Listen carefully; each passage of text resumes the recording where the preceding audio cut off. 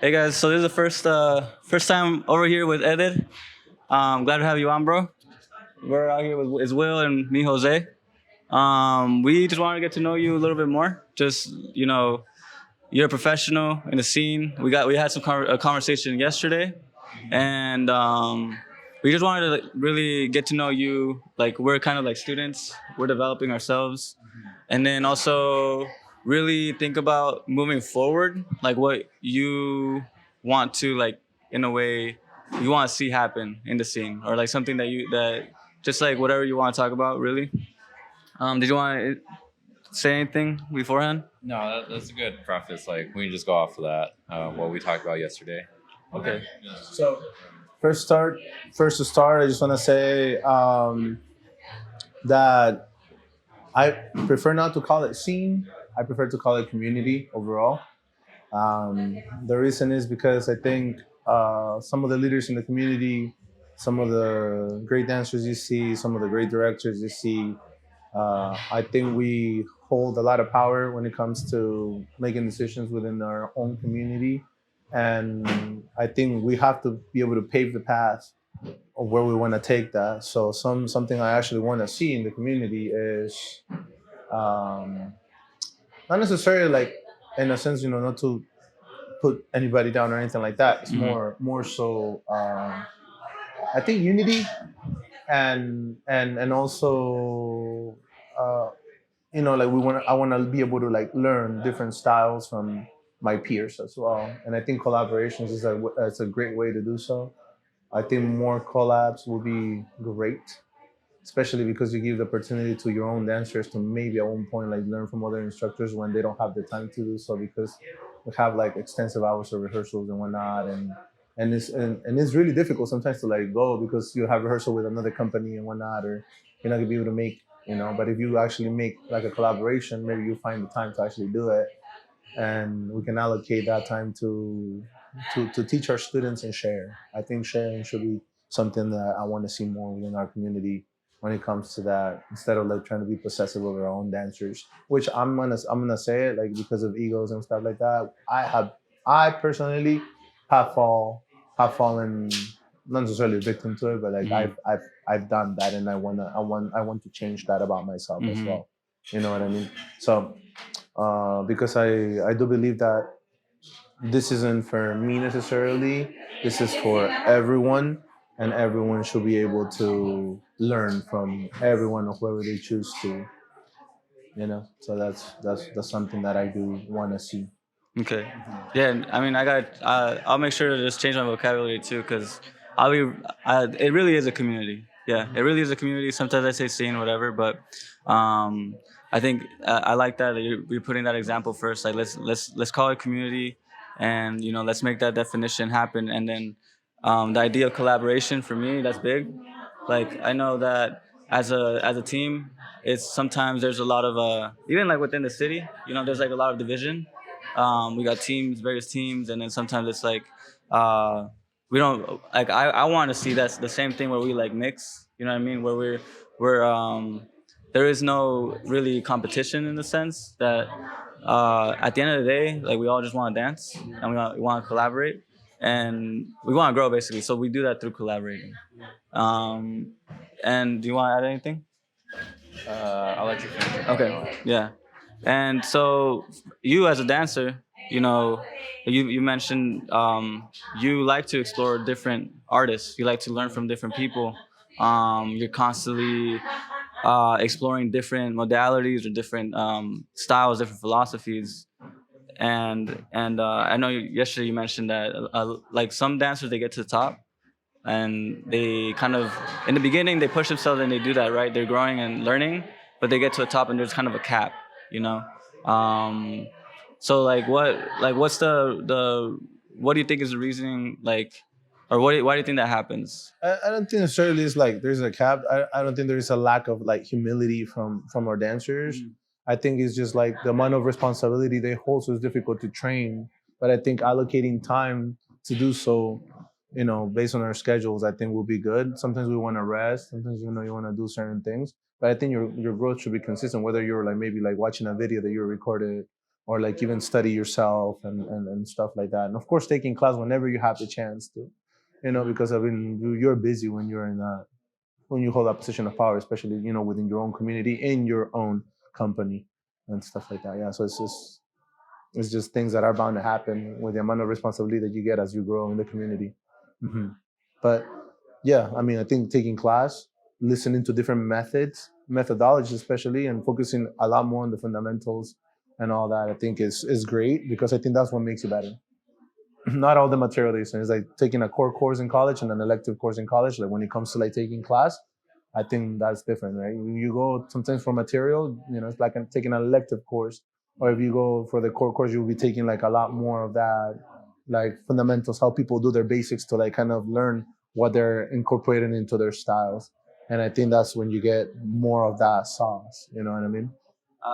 That's actually a really good like analogy. Electives versus core classes.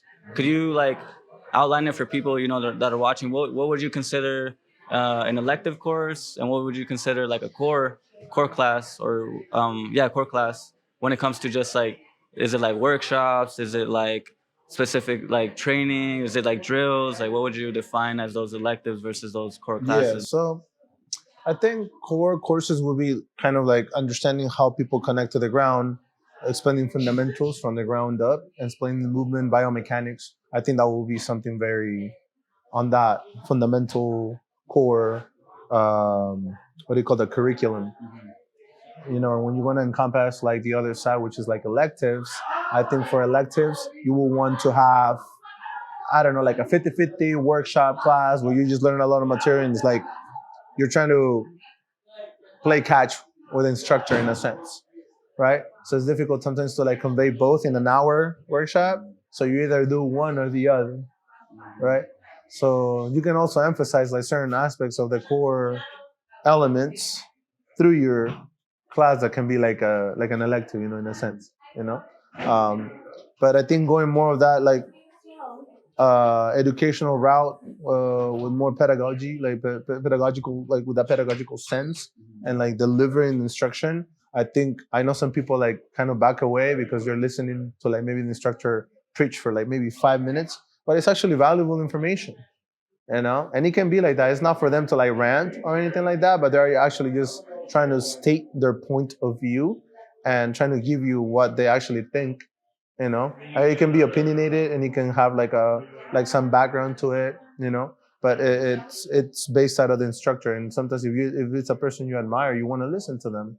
If it's someone that you're just trying to take like a class from that is not like not necessarily that you don't admire him, but like it's like hot new stuff or something like that, like new artist, new champion or something like that, you want to go and see what they have, right? But I think uh taking an elective course would be something like that, like a workshop, like a 50-50 play catch with your instructor.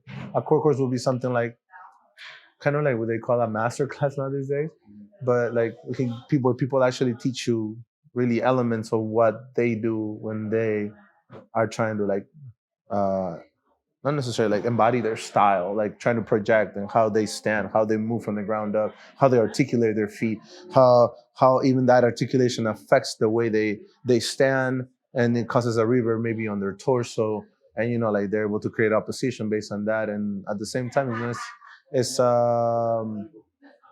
I think it has to be more in a functional sense to understand that, because I think like I had dancers say like, "Oh, we're in dance mode, we stiffen up," and then it's not like it flows like not normally like when you walk or something like that.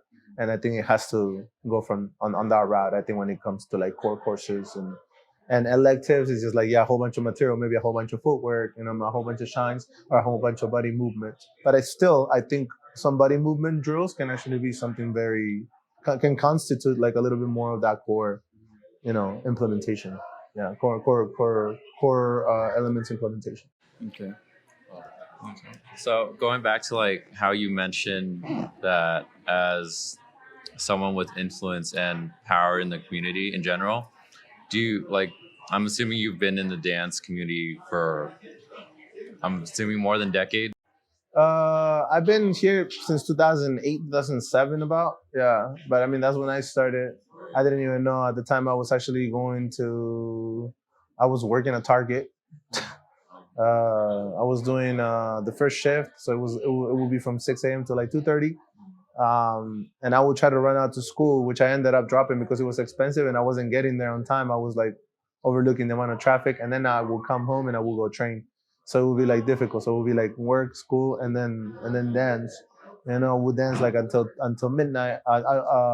Yeah, until like about midnight or 11 or midnight. Sometimes past that, and I will have to go to work at 6 a.m. again because I worked at Target at the coolers where the food is, like the refrigerators and everything. Like, so I had to go in. You know, that was like, yeah, that was a tough period, but it was really good. I think it was all worth it for to see where I've gotten from there. But I've also went to school. I finished my bachelor's and master's degree in engineering. So that was very helpful to try to see that I maybe I want to explore like different things. Like there's a whole bunch of tools that I can utilize.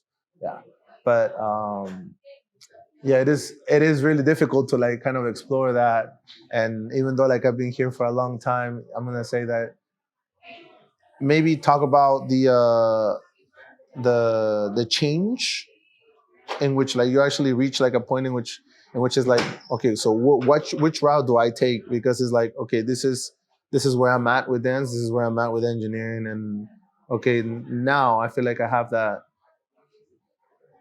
I have two routes to go, right? But if I go one route, that means that one I have to let go for a minute, right? So I focus on dance right now. I want to, of course, go back to engineering at one point, but I need to be able to get my company to the level where I can do that. So I can operate basically without me there.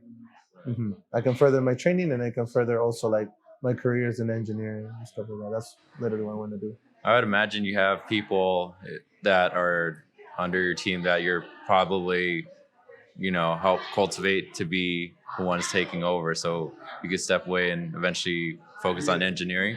And like, so you started back in 2008. Do you see anything in the broader sense of the dance community where you've seen a lot of progress or things that you've liked like since then from now? Because social media was like almost like not really there. I think the impact um, of accepting that maybe two males and two females could be dancing together. I think that's been great. Like it's been widely accepted. I work with Milton, so it's just something that really like I wanted to focus on. And when it came to the opportunity to actually do that with him, I saw he's very talented. He comes from Open Break, Mexico, and then later he was with Mi Sabor here in Santa Barbara, and now he helps me teach every now and then, and we work together in our new numbers and whatnot.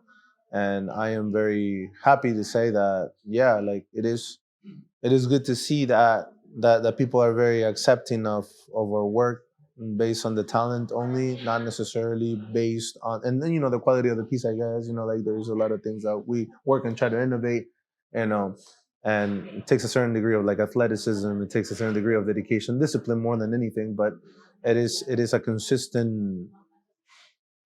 Uh, what do you call that?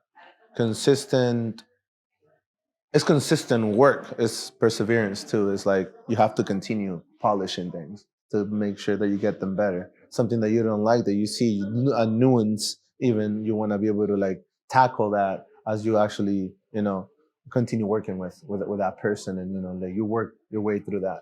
And I think with me, knowing how much Milton knows about technical aspects of the dance, it has pushed me. I think that's a person that I actually learned a lot from in that regard when it comes to technique, and also like my past instructors too. But it is really good to see that like someone that is so talented is actually seen also is getting that type of attention within our community, because I think this is for everyone, and nobody should be judging what the sexual preference of someone is. And and I think we can all coexist because this is our community.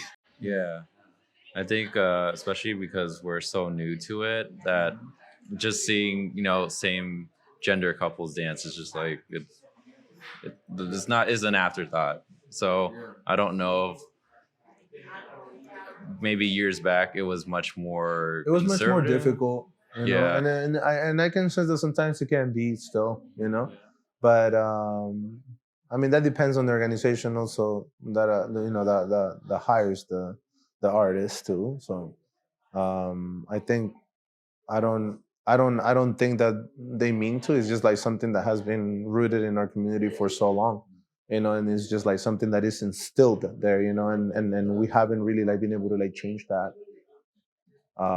until now that there's more, you know, there's more voice for it, more representation. Mhm. Have you seen that they have like a pride?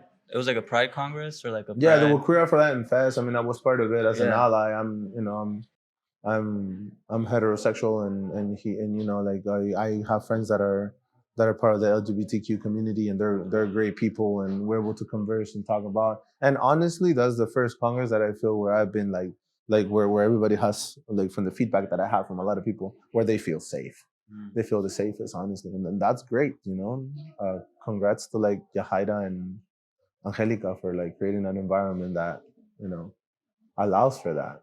And you also get to see like talent from that community on stage, and you know it's inspiring to see.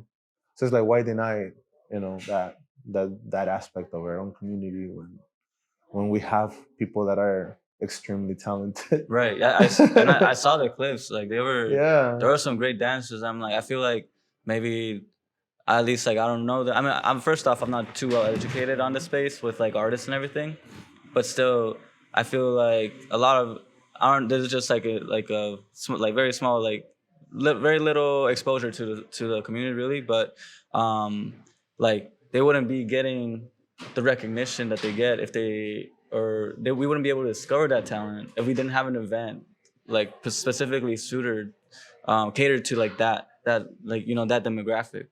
I feel like having those events in a way speaks volumes to like what dance really is, because it's not just I think Latin dance specifically, like at least me, I grew up in a Mexican household, like, and I grew up in that culture. It's like very very like machista, like very, it's like if you're a man, like homosexuality is just like a no, you know what I There will mean? have been. And we've all, and we can all, like, we've seen it, but also like seeing it happen in the Latin community, where I feel like it's kind of first off, I think just the Latin dance community is just picking up, like it's just taking off. I feel like it's compared to, like, it's something new, it's something people are paying attention to, and just people taking, it's kind of like, I feel like it's kind of like a risk, or it's something new in introducing such a space. It could send a message out to like all the other communities, like,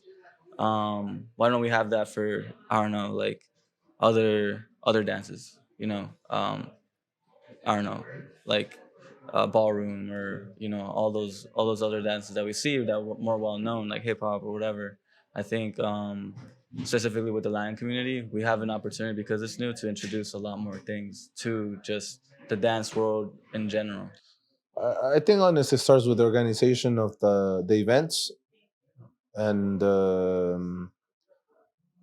and the artists themselves too. You know, a lot of artists have been here for a long time. You know, may not be so fond of the idea, but at the end of the day, what matters is the fact that we want to create community through dance, right? That's what we want. Create unity, and within our own community through dance. Um, so I think sometimes, like, honestly, the reason why I think there's been an evolution in regards to that is because of like generational, I don't know, I guess, like, not necessarily like trauma or anything, but like generational, like, I don't know, habits, maybe like generational differences, gaps, or anything like that. Like, like you see people that are older be more conservative on that aspect, and people that are new age are like, okay, like, yeah, why not? You know what I mean? Be a little bit more embracing of that type of situation, and allow, because I'm like, at the end of the day, there can be great instructors, and we are actually in not necessarily lacking representation on the lineups, but what I'm saying is just like, they have also something to offer that we may not be getting as a community and we have to learn how to listen to those leaders as well. Yeah. Right. To add to that, I feel like, especially with social media and how easy it is to connect and reach out to artists or whoever you want to nowadays, and how widespread information is, do you think that the trajectory of the dance community, do you think it's just in a good trajectory in terms of the direction it's going? I think in terms of acknowledgement, it is, but sometimes in terms of representation, I feel like it gives like an idea of like, I think we're following trends from hip hop sometimes, like where we actually like are like choreography based. And I do understand that maybe there's a value because there is like a need for someone to like maybe like get famous by creating a video. And but I think it shouldn't be the ultimate goal. I think the ultimate goal will be to like share what you want to express and your methodology if you have one, and if you're someone new, uh maybe have the opportunity and a chance for someone to like scout you, I don't know, or do something like that, like for a congress to teach or something, like. And I think in that regard is great, like to get the acknowledgement and to actually be reached out for your work. Now I think it's just there's a lot of that, so how do you filter that, right? I think that's when it becomes hard, to try to see what you should actually filter and be able to like, okay, like this artist should go and teach at my festival, but sometimes people offer their services for free, and that also hurts other people that are actually like been there for a long time, so they don't teach at festivals anymore. And there's a lot of good quality information when it comes to like sometimes my instructors, like even I trained with Francisco Vasquez. He has a lot of knowledge about like the LA style and where he comes from, and when it comes to like his the things he implements in his style, right? Same thing with Sergio, and at the time when Sergio and Gabi were doing Lama Latina together, I was training with them, and they also had a point of view and stuff like that. But you don't see a lot of these artists get like hired consistently at our local festivals because I don't know, maybe it's just because they have other people that like want to jump up and be like, okay, like I can do this for free for you, and sometimes it happens, but I mean, I don't want to tap on that because it's like a little touchy subject for someone, and I don't want there to be like any misinterpretation about something that I could say, because I don't want to get people offended. No, yeah, and the thing you mentioned about social. So what you're saying is kind of, just to like summarize, is it's kind of when it comes to social media, you're saying that like Latin dance is very choreography heavy Right now, yes. right now, at least. Mhm. And then and it's like And that's then- what mostly what you see in social media, right? Yeah, the And thing is, if it's a collab, it's good. But if it's something that you're trying to like produce your own, like if you're, let's say, I don't see, and this person is my friend, but also, hey, let's do a video. It could happen. right. But what I'm saying is, like, if I'm gonna be showcasing something that is like for artistic purposes, I think I want to give it like maybe like a theme, maybe something. Not necessarily just create like a music video, Mhm. but more so like okay, this is what I want to convey. I want to tell this story. Hmm. And I think that's where the artistry should take off from. Okay. And then going into the social media thing, you mentioned that it is choreography heavy. Something that I've noticed that is needed is more teaching of concepts, or more teaching of, like you mentioned, those core classes. Like, there's not much talk about fundamentals on social media. you know um, the community is big and it's growing because a lot of dancers grow because they're talented dancers, like they're great dancers. But for me, like, this is why we created the podcast, because I feel like we want people to get to know the mind of these people. Like, they're great, they have great movement, but like, where does that movement come from? And I think that if we start emphasizing that, if we have more people like sending that message and like talking about, the concepts or the philosophy, or, or even their story, like their personal story, their own connection. Yeah. I think it could change the scene. 'Cause Yeah, it's I very think so driven too. by it, I think so too. Yeah. Methodologies, like you never know the struggle of others in order to like get where they're at too. And I think that can actually be a representation, and it can actually like, motivate someone that is in the same situation. You know what I mean? And you never know who you're gonna like inspire and how that's gonna impact the society, because you never know. Maybe out there is like the next star, and then we're losing on that. You know what I mean? I think that's something that is very valuable to have. Tap into like you said, like core elements when we're like teaching, in order to incorporate like within our style. Like, and I think like I've seen that mainly from like big artists. Like, they're not necessarily teaching like a whole choreography on hard footwork and how to follow and stuff like that, or even like a hard turn pattern. Because I mean, they do it locally where they're from, you know what I mean. But when they come to like a festival, sometimes they do embrace like the sense of methodology, and they call it like, oh yeah, something style. So they go and they teach you how they interpret music and how they actually create their movements from the ground up, well, using simple footwork like basics patterns. Yeah, that's kind of something that we loved about because we were in the same workshop with Frankie Martinez, Uh-huh. and for me that was the first time I had that sort of experience where it was, oh, it's not that it's simple, it's like simple footwork, and it's definitely not easy for sure because he explains, he's using the choreo as a representation of a grander philosophy or a grander concept, and I think that a lot of the times, it I think sometimes people's retention like drops if they're not seeing like the moves, if not they're not seeing the flashy, the turn patterns or like the choreography.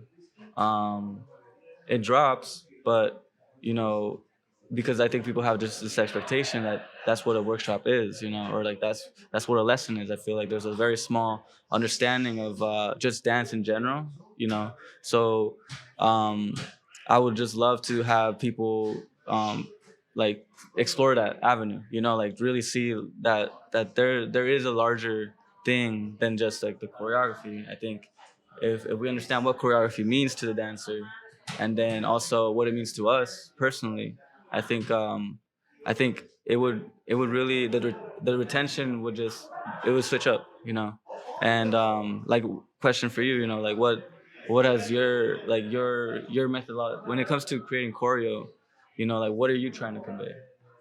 I think it's just mainly the music. So it's a representation of the music. I'm trying to like listen for something in the music, like maybe nuances that communicate something to me that made me move like a certain way, and tell the story based on maybe what the lead singer is saying, and going based off of that. Like that's something like a good start, you know what I mean? But also like conveying like sequences and phrases, you know, like verse, like we're going on this verse, we're going on this, we're using the bridge to generate something, like to create something, you know. And the bridge is something like uncommon within the music that you're gonna hear, that breaks the monotony of a song, right? And that's how you develop. You go into something else, but that means that you have to change the way you dance based on that. You know what I mean? You no longer has to be like completely strong the whole time.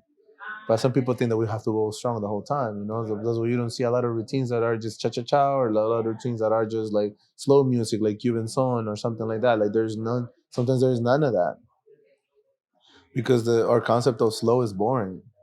Our concept of fast is impactful. Strong. And that sometimes was what we. Sometimes it's harder to dance slower, to be honest. Hmm. You know. Can you explain then your concept when it comes to like what's the why would you go fast and why would you go slow? Like, what's the benefit to each one? And then what could be like, I how do think they each fit together? I think with slow, it helps you like understand how you can actually take your time to develop the movement, and how you can actually reach and amplify that movement through the dance. Right? I think that's big when you dance slow. And for them, some people, it's really difficult to execute that range of motion and having that much time to do so. And having the delivery and still feeling comfortable with it, because you will tend to rush things if not. For something fast, I think it doesn't have to lose the quality of the movement. It may have to be like a little bit sharper on certain occasions. It may have to be like a little bit more powerful, and you have to let go of movements, like not let go, but like like release like the energy, like in a more, not necessarily sharp way, but like a lot stronger, like faster, to generate that motion. But you still have to be able to flow through the piece, through the music. Like you have to be able to still generate a flow.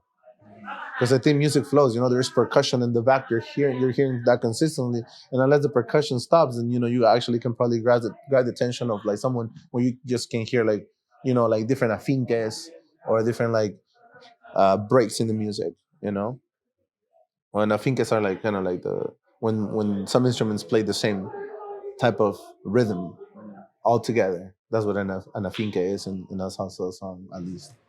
Yeah, and as a dancer, something I've noticed is like, at least with social dancing, within the song, there's so many layers, and past the regular, like, the 1 2, all through 8.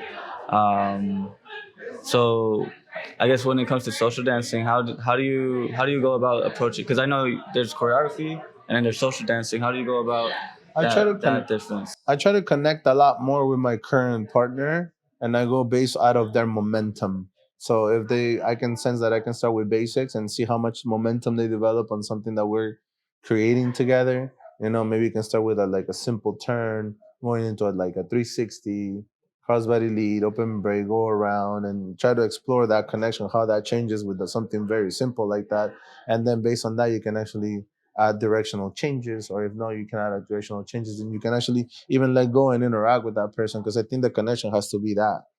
And I think we're afraid of creating those type of connections, like eye contact. We look down a lot. I mean, like I've done that, so I'm just like, I'm not saying that I'm trying that I do that consistently. I'm just saying like those are things that I should also work on. Anything that I'm saying is like those are things that I should also work on. It's not necessarily like, oh, I know this and I'm gonna do that. You know, um, for me, social dance is more like a lab.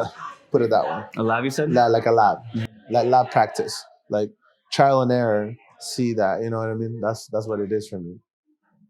If you're an advanced dancer, you're gonna try that. But more so, I want to try to establish connection with a partner, and try to enjoy the music of the DJ. Maybe take a break and continue. You know what I mean? And those are the things that I like to do.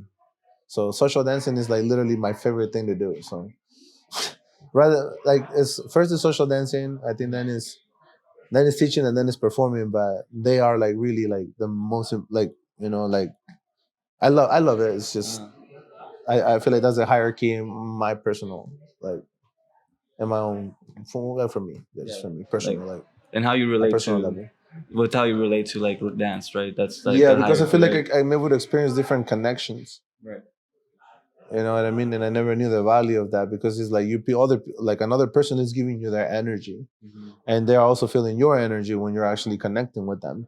So I think that is very valuable, very nurturing. You know what I mean? And it's also very like uh, it's more like therapy too for some people.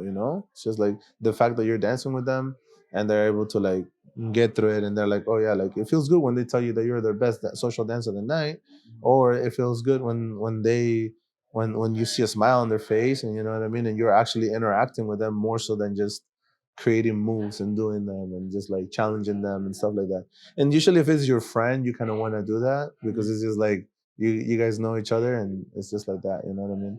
It just goes from like professional to professional, or like professional and like your own team members, your own staff, you start like social dancing.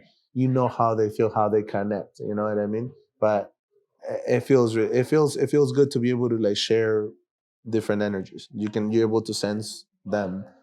You know, I feel like connection work is something that is very um especially connection with other dancers, right? It's very like um how do you call this? It's more innate to like this dance. Like it's more connected. It's more embracing, emphasized, but it's also like the root of like most of our dances. Right. Yeah.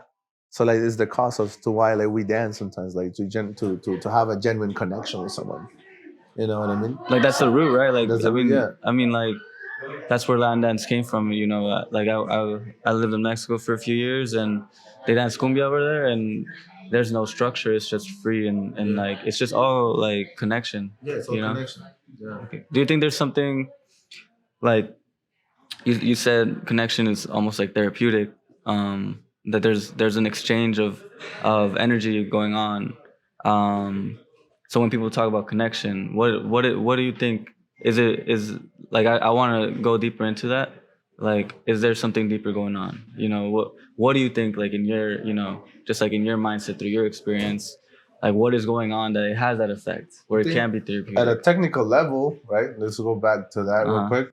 At a technical level, I think connection will be like understanding that we're establishing a link, right? We're establishing a link with our hands or something, whatever it is, like touch or anything is very tactile or anything like within any move that you want to like generate or lead or even follow, you know, and also correlates to like the way you shift your weight. But that's more of like the technical sense, you know, and how cohesive that is and how you use the floor to generate each move, and then your partner ends up feeling how you're connecting to the floor as well. So I think in regards to that, they're able to like feel your like the energy that you generate from that technical aspect to the way you're connecting with them and the hand, the way you're looking at them, the way you're interpreting something socially or even within a performance. You know what I mean? So how do you get to the audience as well? I think those are things that that are very like you said, like therapeutic. Like we long for connection. We're social creatures. Imagine a human just being by themselves. That we're crazy. So we long for that. We want that. So I think that's the reason why a lot of people love dancing Latin dances because of that. We have a lot of connection work, and we what do you call that? We reinvent ourselves to be able to create more and different types of connection.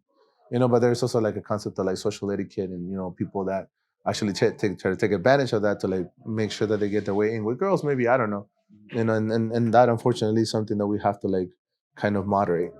Right. Yeah. Did you want to add to that? I just wanted to touch upon the fact that, okay, so you, based on your hierarchy of importance, you really enjoy social dancing. What do you find of personal value for let's say teaching or performing? Like, how does that add to you as a person? Like, what do you enjoy about it? For me, teaching is sharing your knowledge, sharing what you've learned through the years, and your own exploration of like through that journey of what the concepts that you learned and the concepts that you were able to like explore on while you create while you go through like the process of trying to go through like maybe like a workshop video or something like that and going through the same thing and see how you can actually get it better and better every single time. It's like optimization at the end of the day when it comes to that. And I think once you get to a level of optimization where you feel like you're comfortable with, and it's kind of like ingrained everywhere here and physically as well. So you're able to like you're gonna be able to like generate anything within that method. So I think teaching helps you develop even further because you understand your body now and you're able to communicate that and deliver and convey in a very informational way to others. Yeah. Then what about performing? Performing, I think it's just a connection with the crowd. Oh, okay. You know what I mean? And I think, and your partner, or if you're solo, damn, you're out there for everyone. You're literally exuding your own personality on stage. That's literally what you're doing. I think that's what it is for me. And it also depends on how I feel. I think my most successful performances, or the ones that I felt like really good about them, have been when I've been like sometimes really sad. I don't know why, but it has been really good. Maybe it's like therapy at that moment or something like that. You know what I mean? It's like damn, like I don't know. I also go before that.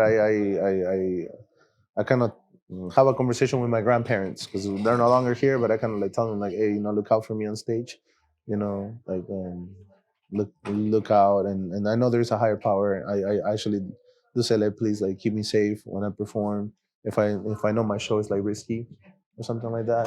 If it's something enjoyable, like please let it get to the crowd to the point where I'm able to connect with them and they know what I'm actually trying to deliver. Even the silly moments, even the because believe it or not, like when you come to performance, like it's a lot of the personality and the little things you do. People see that. sometimes we're not able to like say we get so technical and we're like we're just doing this, we're doing something really difficult and this, and it gets to that, and it becomes it can be good, but I mean sometimes people applaud for like the silliest thing ever on stage, and I think that's what it is. I think it's personality. But aside, besides like the technicalities, besides the difficulty, besides like the creativity and all that, yeah. Right. I would imagine, because I've never performed solo, but I would imagine more of your, like you said, your personality. You're showing a more intimate side of you that maybe people don't see, the intricacies, and they probably pick up on that. And that's probably something you probably don't notice. And your own unique and genuine like interpretation of the music too. That's another thing. Yeah. I wanted to. That's actually pretty helpful for me because I've been wrestling with the idea of just performances in general, like how do they fall into like my dance journey? Because right now I came in through social dancing, and as a performer I've been struggling because I'm very like more like reserved. I like the intimacy of one to one, and creating that little space right there just between my follow and me. But I don't under I like lately I've been trying to find out, okay, but how can I find that, like create that intimacy but with the crowd, and then so that I feel like, oh, like this is why I'm doing it, because I for me it's all about expression. But sometimes like I get wrapped up in my head like, oh, technicalities and all that, and they do matter, like they're like the basis, and they're gonna help me project that. But I think that's been a big struggle for me. Like, and you saying, oh, well, with the crowd, it's kind of like the same thing, but now it's just you're projecting onto many versus just one. I think it has to reach a certain level of maturity on stage, like, and that gets developed through time. It's not gonna come like right away. You know what I mean? So the fact that you're reserved, that's okay. That's you. That's who you are. So embrace that, and then go ahead and continue doing the things, and little by little, maybe like try to like get out of that shell, maybe and that's something that you can actually take. Maybe try something new. Maybe tell yourself like, oh, maybe I want to express that I'm very powerful here, just for like maybe 2 counts or something. And I want to convey that to see how I feel on stage. And that's only going to happen when you step on stage, not through rehearsal. I mean, you can practice, like people say, like practice like you're actually going to go on stage. Yeah, I do. I do value that aspect, but I also know that whenever you're on stage, there are things that can happen that can be very volatile. Like personalities can take over. You can be afloat. They come afloat.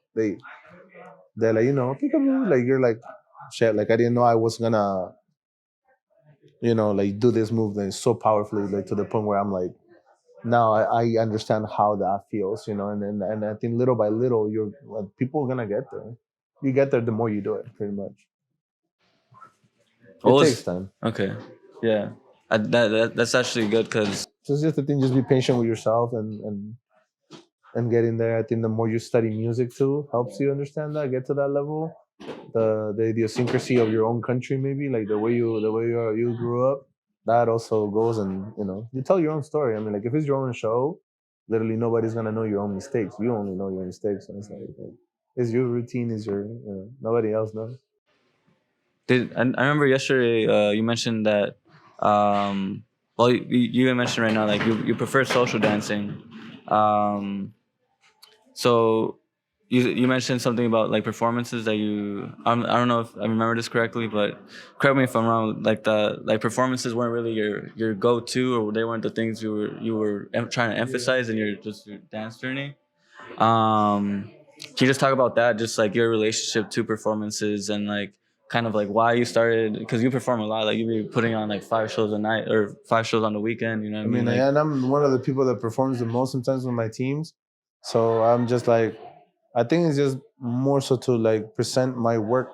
I'd like to present my work in a way that I want to convey my personality. So I think performing is good with that. Um, but other than that, I mean, like, not that I cannot do that like social dancing, but I think for with social dancing, I feel like I have more freedom rather than like I know that my what my routine does, during those 2 minutes, like a set of moves, you know. But socially, it's like a free for all, and I think that's why I like it. And that's why you call it the lab, right? Yeah, It's that's why like I you're call just it the working. lab. Yeah, Yeah. trial and error. Yeah. That's it. Okay, it doesn't work. Okay, cool. Maybe I'll try with someone else. Doesn't work. If it doesn't work, then it doesn't go. Then I try Right. something else. Yeah. Yeah. I also try to go based on the momentum of my follow. So my follow knows how to use that. I can reroute that energy and be able to generate all that, and create based on that. So I go based out of the follow on a social dance. You want anything? Yeah, I'll say that the way you describe social dancing, it's just like no one dance is ever going to be the same, and there could be infinite sequences or turn patterns or just like the connection. Even with the same person, I'm sure it'll be different. Even if it's the same song with the same partner you've been dancing with, it's always different in some way. And I think that part of social dancing is exciting to me personally. But I remember, yeah, going back to the conversation yesterday about performing, you mentioned about how, let's say you want to dance a more slow or perform a slower piece to convey a different form of expression. It doesn't really line up with performing or competing per se, because there's a certain, through all the competitions and pieces, I'm sure there's a, not a trend, but Like a standard? Or... yeah, like a standard of I think like there's a set what of kind of, rules. yeah, and then like what we deem as like the best performance or something that kind of sets the precedent for like the metrics that I'm assuming judges would want to see. And I think like artistry and competition arts, like sometimes like something completely. I mean, it goes, they go, but it's like completely different. It's just like there's a way to like kind of like step in competition in a way to like kind of project maybe like within your own like artistry. Like people, some artists like move a lot, and they move in a very particular way, so that and they're amazing at what they do, but that doesn't mean that they're going to um that doesn't mean that they're going to win a competition. You know what I mean? But they are going to inspire a lot of people, and I think that's what your goal should be mainly. I compete because I think it pushes me. It pushes me to continue like creating first and foremost. But I think, and more of my expressing like my inner personality is something that is like still like inhibited. Maybe I'm able to like convey it in a choreography, and I think something slower for me would be something that I want to do so that I can tap in on that. Like, I want to be able to I like see. do that. Like in terms of like, again, I'm completely new to everything. Are there any events that would allow you to just show that more artistic side where you don't have to be so constrained by the actual I don't thought want to talk of about festivals or competition? anything like that. No, because I Yeah. mean, like every festival gives you an opportunity already based on your artistry. And I think for me, I like music first. That was the first thing I actually fell in love with. I fell in love with salsa music back in 2004. Growing up here, moving here, I started listening to a lot of salsa music because the family members, well, not like we treat them like family. They're not family members, but they're friends of my family who of my dad. Like another family of like Peruvian people. Because I'm from Peru, but like they they had DVDs of like concerts of salsa music. I was like, who is that? I was like, they're playing it while they're like partying and they're drinking, they're eating. So I was invited to a lot of that during my teen years because I used to go with my dad.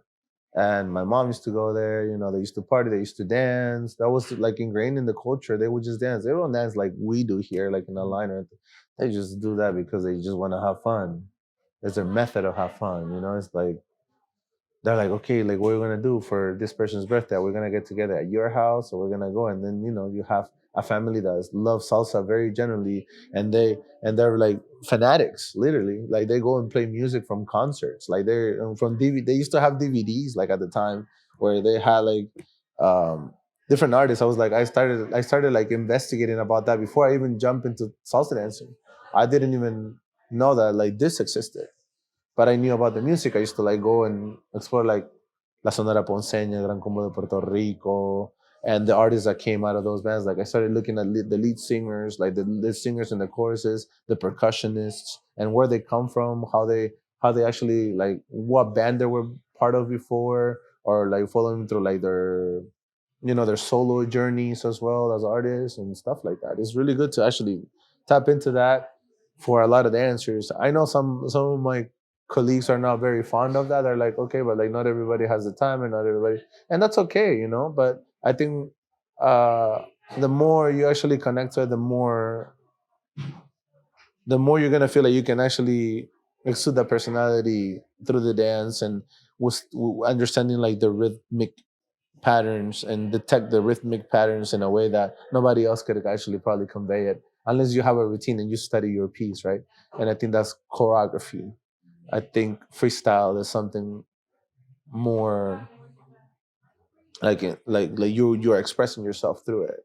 You become vulnerable in a sense, right? Because you're like, okay, like if I'm on a freestyle and do something else, like, and you're confident about it, you can probably do the same type of moves, but you know the music and you know some of the breaks, and you're able to like express that, you know. And I think through my journey, it has always been first to listen to the music, to being able to connect with that first, like knowing the artist, like the way they sing, like the way they actually follow the clave. Yeah, like knowing their journey too. It's really good. It's just like it's just like us. Like dancers, we train with so many companies, and then we go back and then we become solo artists. It's the same thing with them, right? They go on their different bands and then they become their solo artists, and they develop their own style. Like Gilberto Santa Rosa is one of the people that's still out there. One of the probably most famous like salsa singers, and salsa artists, and you can see him like you can see his journey. He's been in like so many orchestras. You probably didn't even know that he was part of like any other orchestra. You thought he was probably just like good as on his solo career, and he was just lucky to do that. No, like there were other like stepping stones to that. It's just like that.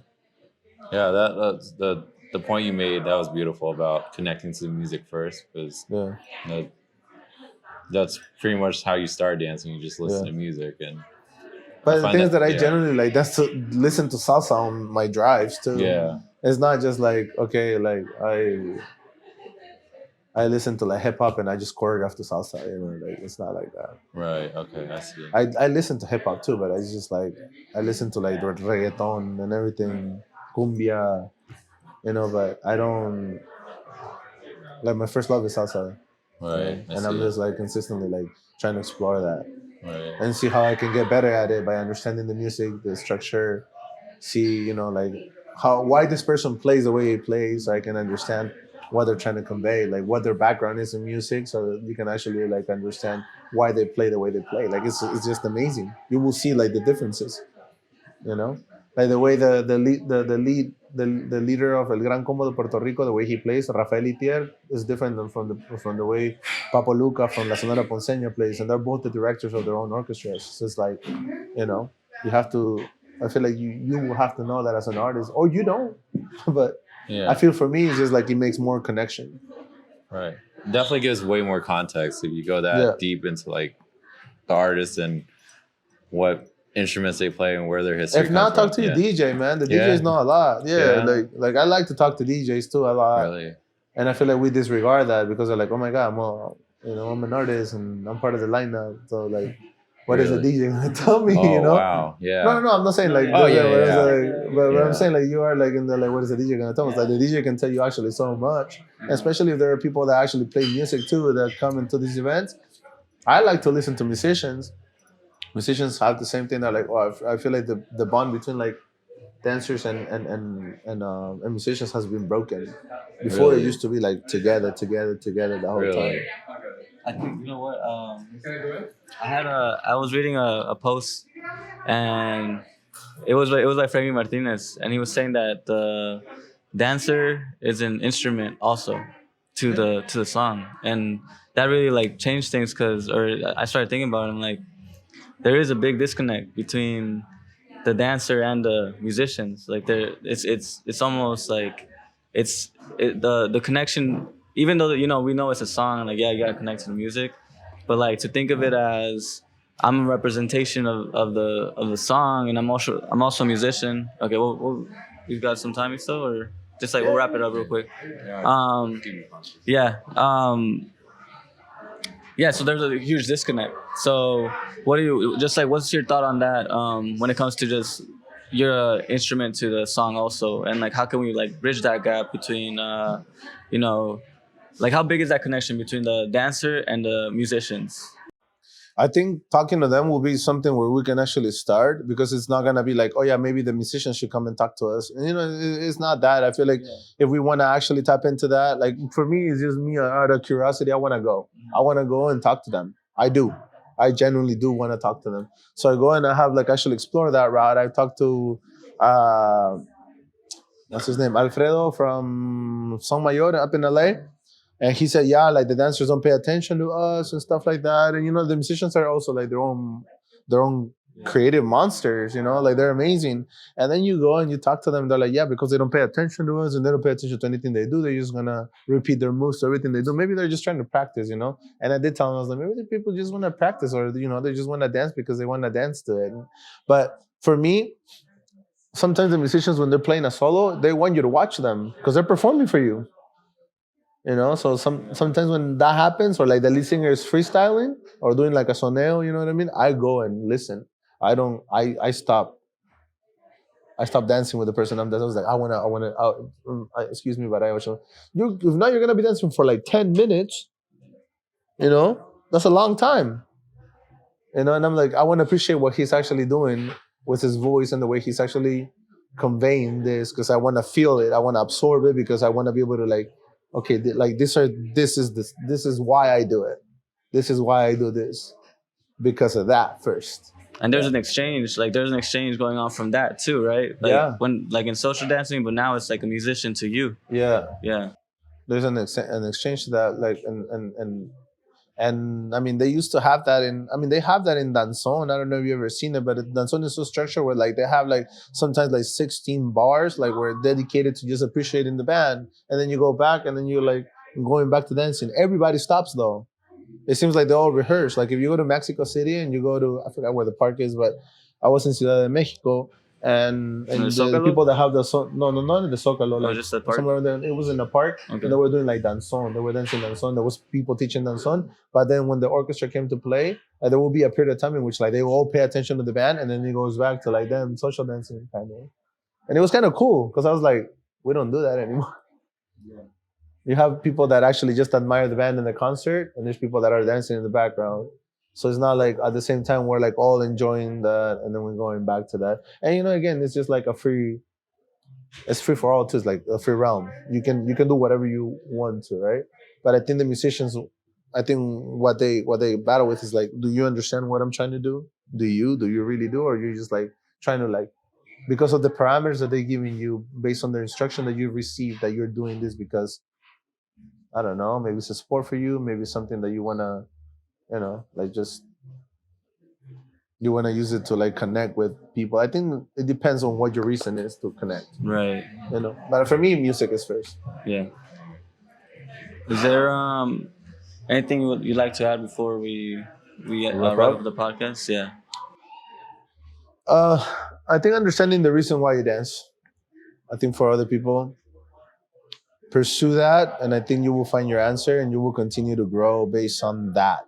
Because if you don't have like a reason or a mission to your own like dance growth, you probably will never attain your goals, or you won't know. Like if you want to be an artist, you want to be a teacher, you want to be both, you want to just be a performer. Like you have to understand what it takes and what you want. Because at one point you're gonna be doing that. You're gonna be doing that consistently, like the three routes. Because some people are gonna be great performers, some people are gonna be great teachers, some people are gonna be great, like what do you call it? Oh, social dancers too. Yeah, like all those aspects. Yeah. Okay. And can you let people know? I actually didn't do too much of an intro with like just your like what you're doing currently. Entourage. Like where can people find you? You know, where you're located, all Yeah, I'm that. located in the city of East LA. We are Entourage Dance Company. Uh, we offer classes in the East Los Angeles area. About where back where the LA Dance Center used to be. I don't know if you guys know it, but that studio has a lot of history, and I'm really excited. Like I'm really excited for what's to come from my company and what we're working on. I'm also excited to like working with Milton a lot more in the projects that we have going on.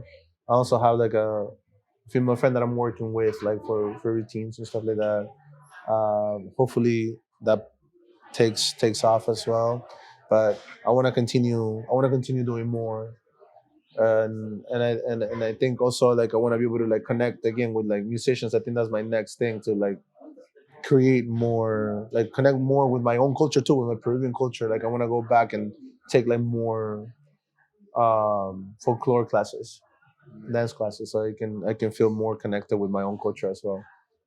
So I think yeah, that's in regards to Entourage. And uh if you guys ever wanna reach out to me for any questions, or you wanna just ask me for information or where to like go get that information, you can reach out to me social media, at Entourage.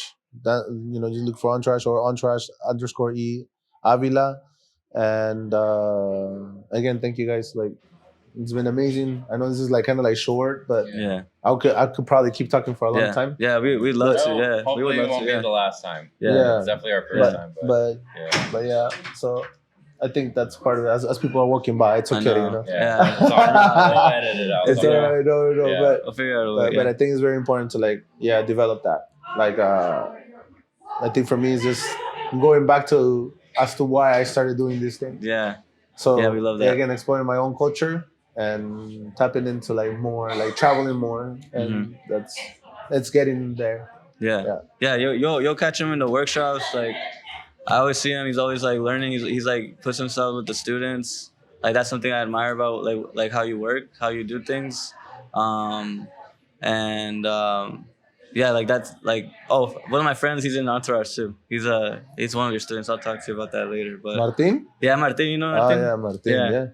Yeah. bro. Very nice. But did you any last words, bro? No, again, thank you. And Bro, you're gonna end up? No, don't No? say that. You Say say what? any last words? You Last said, words? like, bro, watch out. I'm just kidding. Oh, okay. All right. right. No, For this podcast. yeah, I saw you social dancing several times, just at local LA scenes, or even I've seen you in Orange County too sometimes. And no, giving that context now after this interview, I can see that your appreciation for social dance shows, especially observing you in Milton dance.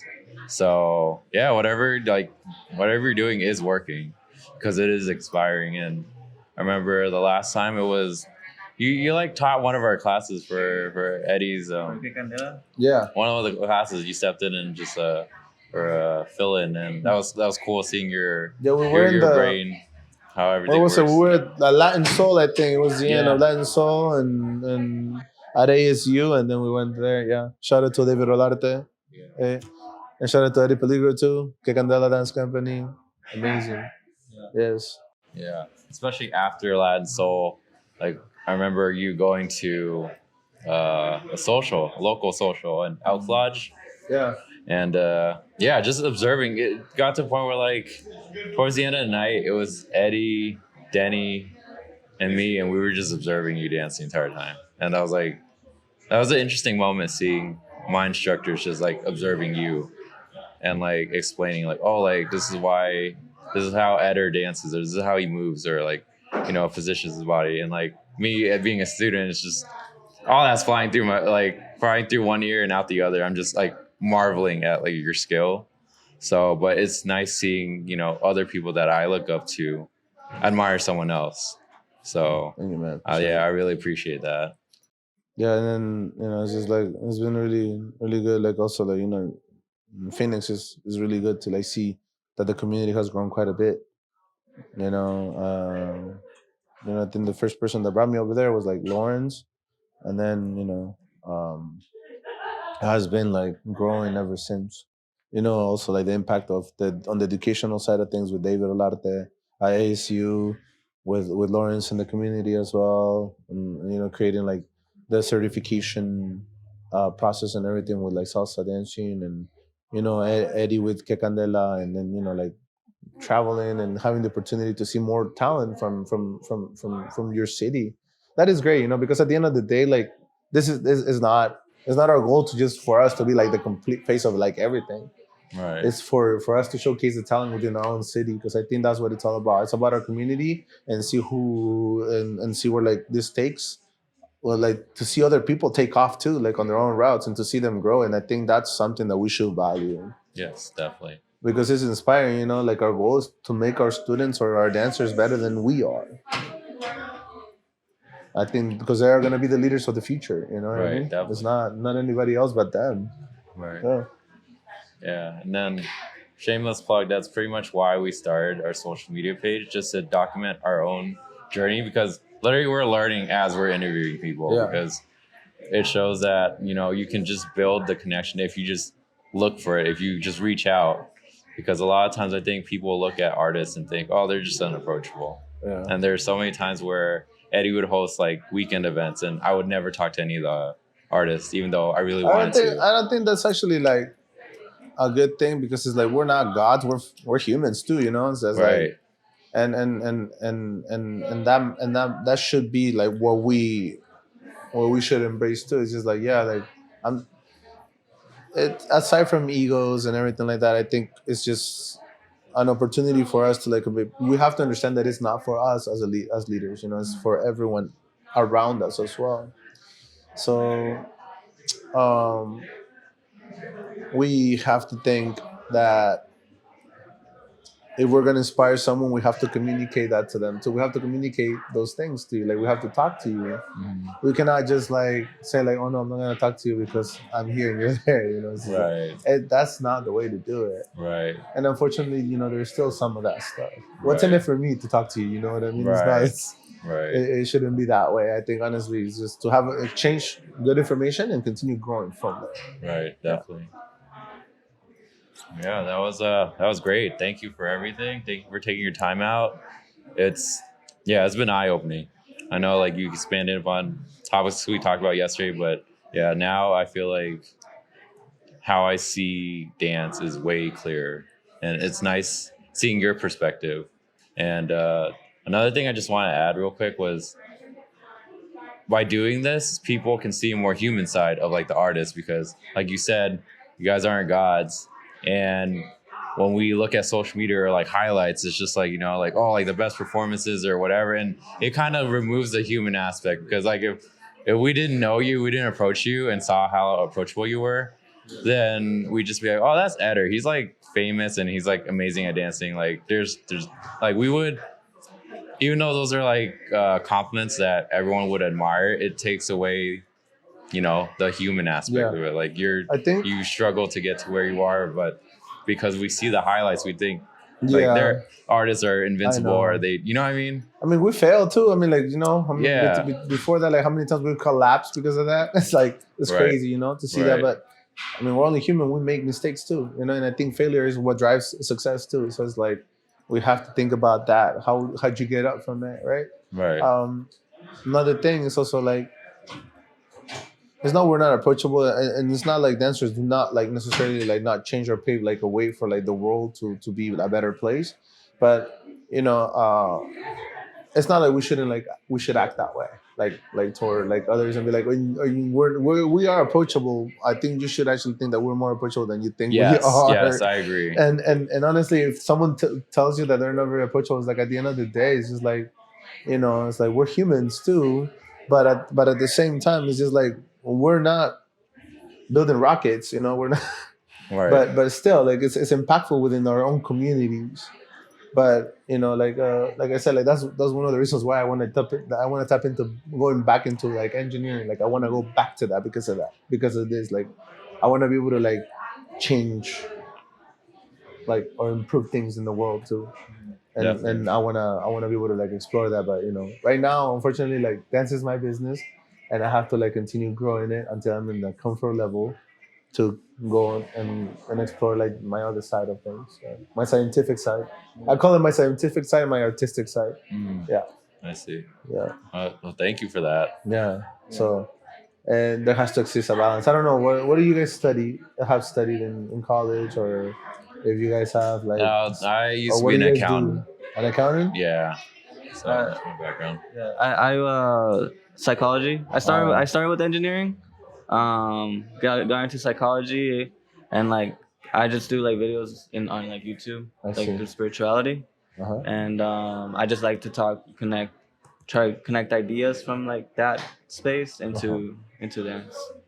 So yeah, Yeah. I wanna get this thing going, set myself up with like dance, like have like a consistent like thing here, and then kind of similar to you, just like once I got that going, go back to doing like my videos, my Yeah. personal stuff. That's great. Yeah. That's great. I think there's always gonna be a balance, and there's gonna be anything you want to do it. Yeah. Anything you want to do it. Right. It's blatantly like being blatantly honest. Like just do everything that Right. you want to do. Yes. Yeah. Yeah. You can only stop yourself. That's it. Right. You limit yourself. That's it. That's true. Your only limitations. You're the one. You're the ones. Just like boundaries. Your limitations are set by you. Yeah. No It's one very else. easy to get lost in that, where a lot of personal struggles or like you said, boundaries or shortcomings, like it's all within your own thoughts or preconceived notions of Yeah, how things preconceived are supposed to notions. be. Yeah, and especially because it's like the way you grew up, your Mhm. upbringing, your family. You Yeah. know, they're like, how many times have they told me it's like, well, dance is not a career. You cannot be doing this. But now they're more accepting of it. Mhm. Yeah.